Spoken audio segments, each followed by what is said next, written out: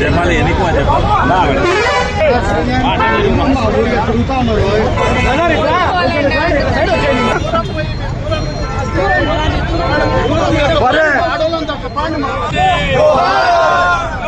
Doctor BR Ambedkar గారికి doctor BR Ambedkar గారికి అంబేద్కర్ విగ్రహంపై దాడులు చేసిన వారు వెంటనే అంబేద్కర్ విగ్రహంపై దాడులు చేసిన వెంటనే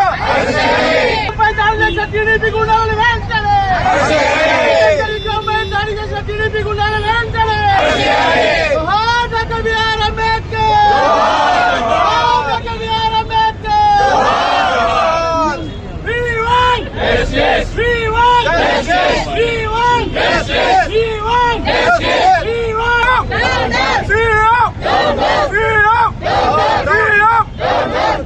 అంబేద్కర్ విగ్రహంపై దాడులు చేసిన వారు వెంటనే అంబేద్కర్ విగ్రహంపై దాడులు చేసిన వారు వెంటనే అంబేద్కర్ విగ్రహంపై దాడులు చేసిన వెంటనే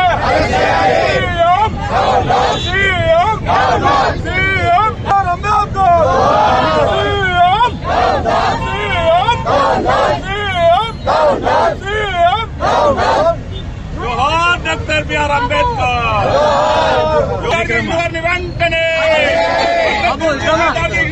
వెంటనే వెంటనే doctor BR Ambedkar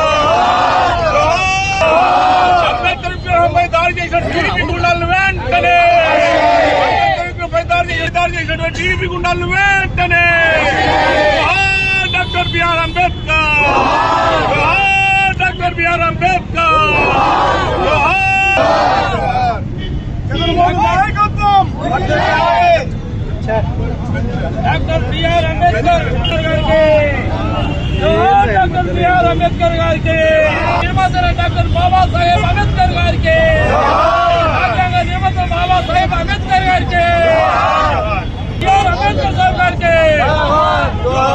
doctor BR Ambedkar doctor BR Ambedkar doctor BR Ambedkar Ambedkar దాడి చేశాడు టీడీపీ గుండాలను వెంటనే టీడీపీ గుండాలను వెంటనే అంబేద్కర్ విగ్రహంపై దాడి చేసిన టీడీపీ గుండాలను వెంటనే అంబేద్కర్ విగ్రహంపై దాడి చేసిన టీడీపీ గుండాలను వెంటనే డాక్టర్ బిఆర్ అంబేద్కర్ అంబేద్కర్ విగ్రహంపై దాడి చేసిన టీడీపీ గుండాలను వెంటనే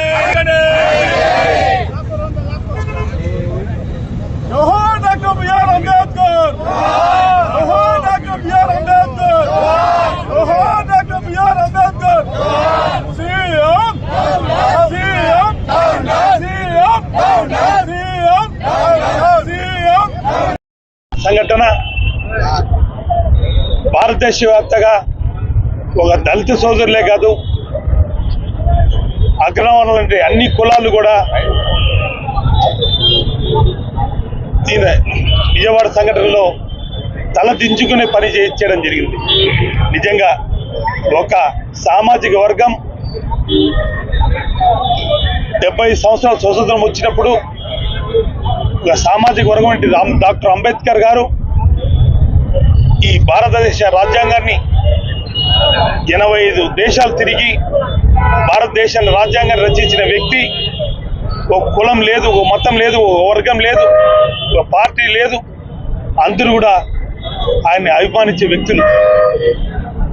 భారతదేశంలో స్వేచ్ఛ గాలి నీరు పిలుచుకుంటున్నామంటే బిఆర్ అంబేద్కర్ గారి వల్ల.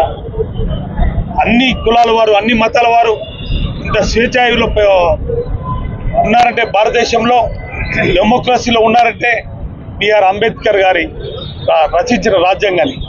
నిజంగా 2014లో తెలుగుదేశం పార్టీ అధికారంలోకి వచ్చినప్పుడు బిఆర్ అంబేద్కర్ గారి విగ్రహం నేను ఇక్కడ స్థాపిస్తాను, ఆయన పుణ్యమే నేను 3 తూర్లు ముఖ్యమంత్రి అయినాను, ఖచ్చితంగా విజయవాడలో 125 అడుగుల విగ్రహాన్ని నేను నిర్మించి ఒక వనంలాగా చేస్తాను, ఆయనకి జాతికి అంకితం చేస్తానని మాట్లాడిన వ్యక్తి చంద్రబాబు నాయుడు 5 సంవత్సరాల్లో ఏ రోజు కానీ చేసిన పాపాన పోలేదు.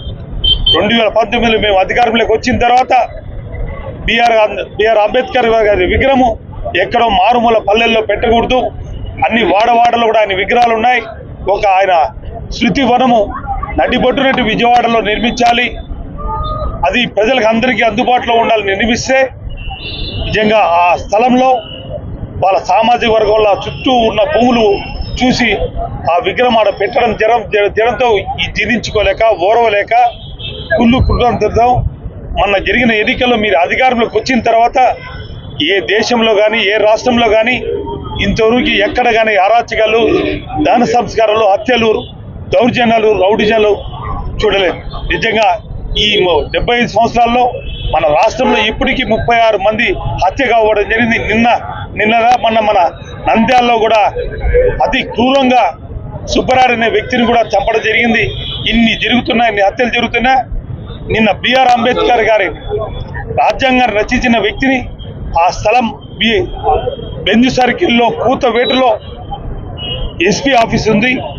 1 కిలోమీటర్ లోపలే ఎస్పీ ఆఫీస్ ఉంది. గవర్నర్ బంగ్లా ఉంది. పక్కనే 100 మీటర్ల గవర్నర్ బంగ్లా ఉంది. చుట్టూ మంత్రుల నివాస స్థలం ఉంది. అలాంటి స్థలంలో ఎంతో సెక్యూరిటీ ఉన్న ప్రాంతంలో బిఆర్ అంబేద్కర్ గారి స్మృతివనంలోకి అడుగుపెట్టి కొన్ని వందల మంది అడుగుపెట్టి మీ ప్రమేయం లేకుండా, మీ తెలుగుదేశం కార్యకర్తలు, మీ శాసనసభ్యులు ప్రమేయం లేకుండా చుట్టూ ఆ ప్రాంతంలో ఒక నడి బొట్టునున్న బెంజ్ సర్కిల్లో లైట్లు ఆఫ్ చేసి దౌర్జన్యం చేయడం అనేది ఒక హీనమైన చర్య. భారతదేశ వ్యాప్తంగా ఉన్న దళితులే కాదు అన్ని అగ్రవర్ణాలు కూడా తలదించుకునే పని మన రాష్ట్రంలో జరుగుతుందంటే మనందరం తలదించుకునే పని.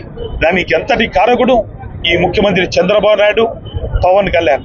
నేను వ్యక్తిని ప్రతిస్తాను, నేను మాట్లాడతాను, నన్ను ఒక కుతురు అసెంబ్లీకి పంపించండి, నేను ఏంటో ఏదో తెలుసా అని చెప్పిన జనసేన ఈరోజు నిమ్మకి నీరు వచ్చినట్టు ఏమీ మాట్లాడకుండా ఎక్కడ చూసినా దౌర్జన్యాలు, రౌడీజం ఎక్కుతుంటే చూసి ఓరవలేక ఇంకా ఏమీ మాట్లాడకుండా ప్రశ్నించే హక్కు నాకుంది అని చెప్పి ఓట్లు ఇచ్చుకున్న వ్యక్తి కూడా మాట్లాడకుండా పోవడం నిజంగా ఇప్పటికి కూడా ఈ రాష్ట్రంలో సిపిఐ అఖిలపక్షం అందరూ కూడా ఈ జరిగిన చర్యని ఖండించాలని, దీని మీద పెద్ద ఉద్యమం చేయాలని ప్రతి ఒక్క దళిత సోదరుడు, ప్రతి కులాల సంఘాల నాయకులందరూ కూడా ముందుకొచ్చి దీని మీద పెద్ద ఉద్యమం చేయాల్సిందిగా ప్రతి ఒక్కరిని వైఎస్ఆర్ కాంగ్రెస్ పార్టీ పిలిపిస్తుంది.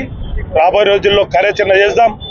ఇలాంటి సంఘటనలు మళ్ళీ పునరావృతం కాకుండా రాష్ట్రంలో చేసే విధంగా మీరు అందరూ కూడా అఖిలపక్షం ముందుకు రావాలని వైఎస్ఆర్ కాంగ్రెస్ పార్టీ కోరుతాను. దినం విజయవాడ పట్టణంలో రాజ్యాంగ నిర్మాత డాక్టర్ బిఆర్ అంబేద్కర్ గారి విగ్రహంపై మరి దాడి చేయడము, దీన్ని వైఎస్ఆర్ కాంగ్రెస్ పార్టీ పూర్తిగా ఖండిస్తుంది. మరి దానికి నిరసనగానే మరి ఈరోజు కడప నగరంలో ఒక శాంతియుత వాతావరణంలో మరి కొవ్వొత్తులతో నిరసన కార్యక్రమాన్ని చేపట్టడం జరిగింది. మరి ఈ కార్యక్రమంలో పాల్గొన్న ప్రతి ఒక్కరికి కూడా పేరు పేరున నా హృదయపూర్వక ధన్యవాదాలు తెలియజేసుకుంటున్నాను. మరి ఈరోజు డాక్టర్ బిఆర్ అంబేద్కర్ గారిపై దాడి అంటే నిజంగా యావత్ భారతదేశంపై దాడి అని చెప్పి మనం భావించాల్సిన అవసరం ఉంది. ఎందుకంటే డాక్టర్ బిఆర్ అంబేద్కర్ గారు ఒక వర్గానికి నాయకుడు కాదు, ఒక సామాజిక వర్గానికి నాయకుడు కాదు, ఈ దేశానికి నాయకుడు.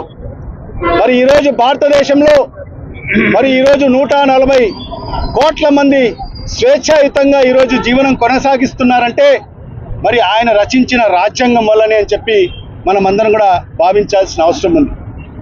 మరి ఈరోజు మరి ఆ విగ్రహం పైన దాడి కాదు, అది మన రాజ్యాంగం పైన దాడి అని చెప్పి కూడా మనం భావించాల్సిన అవసరం ఉంది. దీన్ని ప్రతి ఒక్కరు కూడా కులాలకు అతీతంగా, వర్గాలకు అతీతంగా, పార్టీలకు అతీతంగా కూడా మరి దాన్ని మనం అందరం కూడా ఖండించాల్సిన అవసరం ఎంతైనా ఉంది.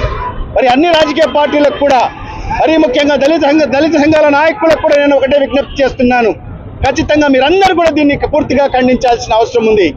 ఎందుకంటే ఎప్పుడైనా ఎస్సీ జిల్లా అధ్యక్షుడు మాట్లాడుతూ మరి ఏదైతే చంద్రబాబు నాయుడు గారికి దళితులంటే ఎప్పుడు కూడా ప్రేమ కాదు. మరి ఆయన చెప్పే మాటలు ఎప్పుడైనా మనం చూశాం. ఎవరైనా దళితులుగా పుట్టాలని కోరుకుంటారని చెప్పిన వ్యక్తి చంద్రబాబు నాయుడు. మరి అదే కాకుండా మరి ఎన్నికల ముందు ఏదైతే ఆ విగ్రహ ప్రతిష్ఠ చేసిన తర్వాత మరి తెలుగుదేశం పార్టీకి సంబంధించిన కొందరు నాయకులు, మరి విజయవాడ పట్టణానికి సంబంధించిన కొందరు తెలుగుదేశం పార్టీ నాయకులు కూడా మాట్లాడిన మాటలు కూడా మనకందరికీ కూడా ఇప్పటికే గుర్తున్నాయి. మా ప్రభుత్వం అధికారంలోకి వస్తే ఖచ్చితంగా ఆ అంబేద్కర్ విగ్రహాన్ని తొలగిస్తామని చెప్పి కూడా వాళ్ళు చెప్పిన మాటలు ఇప్పటికీ ప్రజలందరూ కూడా గమనించాల్సిన అవసరం ఉంది. ఆ కుట్రలో భాగంగానే మరి మొదటి విడతగా ఈ రోజు శిలాఫలకాన్ని వాళ్ళు ధ్వంసం చేయడం జరిగింది.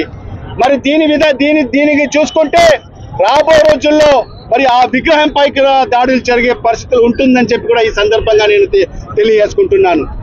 మరి ఇలాంటి పరిస్థితిలో మరి చంద్రబాబు నాయుడు 2014 ఆయన ముఖ్యమంత్రి అయిన తర్వాత మరి విజయవాడ పట్టణంలో మరి అంబేద్కర్ గారి 125 అడుగుల విగ్రహాన్ని ప్రతిష్ఠిస్తానని చెప్పి ఆ రోజు మాట చెప్పడం జరిగింది. మరి మాట చెప్పి ఏదో విజయవాడ ఏదో మారుమూలన ఒక ప్రదేశంలో మరి అక్కడ ఆ విగ్రహాన్ని ప్రతిష్ఠిస్తానని చెప్పడం జరిగింది. కానీ ఆయన ముఖ్యమంత్రిగా 5 ఏళ్ళు ఉన్నా కూడా మరి ఏనాడు కూడా ఆ విగ్రహాన్ని ప్రతిష్ఠించే కార్యక్రమానికి ముందుకు తీసుకెళ్లలేదు. మరి ఈరోజు 2019లో మన ప్రభుత్వం వచ్చిన తర్వాత అధికారంలో జగన్మోహన్ రెడ్డి గారు ముఖ్యమంత్రి అయిన తర్వాత మరి డాక్టర్ బాబాసాహెబ్ అంబేద్కర్ గారు మరి ఏదో మారుమూల ప్రాంతంలో ఆయన విగ్రహం ఉండకోకూడదు, మరి ఈరోజు రాజ్యాంగాన్ని నిర్మించి మరి ఈరోజు 140 కోట్ల మందికి మరి ఈరోజు న్యాయం చేసిన మరి ఆ మహోన్నతమైన వ్యక్తి యొక్క విగ్రహాన్ని మరి విజయవాడ నడిబొడ్డులో ఉండాలని చెప్పి భావించి మరి ఈరోజు 20 ఎకరాల స్థలంలో మరి సుమారుగా 400 కోట్ల రూపాయలు వెచ్చించి మరి డాక్టర్ బిఆర్ అంబేద్కర్ గారి దేశంలోనే అతిపెద్ద 125 అడుగుల విగ్రహాన్ని మరి ఆయన ప్రారంభించడం జరిగింది. మరి అవన్నీ కూడా తెలుగుదేశం పార్టీ నాయకులు, పచ్చ చొక్కాలు తొడుక్కున్న నాయకులు అవన్నీ కూడా జీర్ణించుకోలేకపోతున్నారు. వాళ్ళకి 5 ఏళ్ల కాలం అవకాశం వచ్చినా మరి వాళ్ళు ఎలాంటి అంబేద్కర్ గారి మీద ప్రేమ కానీ మమకారం కానీ చూపలేదు. మరి అది జగన్మోహన్ రెడ్డి గారు వచ్చిన తర్వాతనే మరి కార్యరూపం దాల్చిందని చెప్పి మరి దాన్ని ఏదో రకంగా సమాప్తం చేయాలని ఒక కుట్రలో భాగంగానే మరి ఈ దాడి జరిగిందని చెప్పి మేము పూర్తిగా విశ్వసిస్తున్నాం. ఎందుకంటే అంత నడిబొడ్డులో ఉన్న విగ్రహాన్ని మరి కొన్ని వందల వేల మంది ప్రతిరోజు మరి దాన్ని సందర్శించుకోవడం జరుగుతుంది. మరి అలాంటి పరిస్థితిలో మరి వాళ్ళందరినీ కూడా బయటికి పంపించేసి లైట్లు ఆఫ్ చేసేసి మరి అధికారుల సమక్షంలోనే మరి కత్తులతో కొడవళ్లతో మరి దాని మీద దాడి జరిగిందని చెప్పి మరి మీడియా సోదరులందరూ కూడా దానికి ప్రత్యక్ష సాక్షులు అని చెప్పి కూడా తెలియజేసుకుంటున్నాను. మరి ఇవన్నీ కూడా ప్రతి ఒక్కరు కూడా ఖండించాల్సిన అవసరం ఉంది. మరి ఈరోజు డాక్టర్ బాబాసాహెబ్ అంబేద్కర్ గారి ఆశయ సాధన కోసం ఖచ్చితంగా వైఎస్ఆర్ కాంగ్రెస్ పార్టీ కట్టుబడి ఉంది. మన నాయకుడు వైఎస్ జగన్మోహన్ రెడ్డి గారు బాబాసాహెబ్ అంబేద్కర్ గారి ఆశయ సాధన కోసం మనం ముందుకెళ్తాం.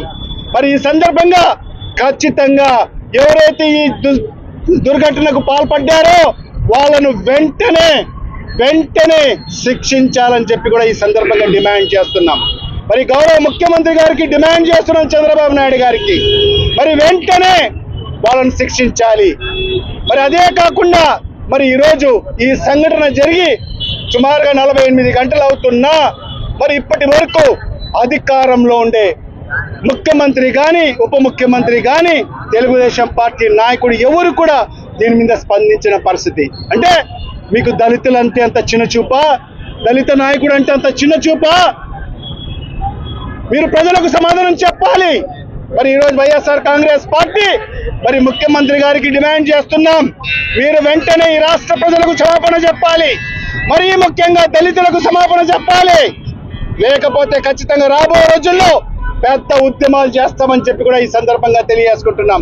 అన్ని రాజకీయ పక్షాలను కలుపుకుంటాం, దళిత సంఘాలని కలుపుకుంటాం, అన్ని సంఘాలను కలుపుకొని ఖచ్చితంగా రాబో రోజుల్లో పెద్ద ఉద్యమం చేస్తామని చెప్పి కూడా ఈ సందర్భంగా మరి గౌరవ ముఖ్యమంత్రి గారికి హెచ్చరిస్తూ మరి ఖచ్చితంగా వెంటనే స్పందిస్తూ ఖచ్చితంగా మరి ఎవరైతే ఈ దుశ్చర్యకు పాల్పడ్డారో వాళ్ళను పట్టుకొని వాళ్ళు కఠినంగా వాళ్ళకు శిక్షించాలని చెప్పి కూడా ఈ సందర్భంగా మేము డిమాండ్ చేస్తున్నాం.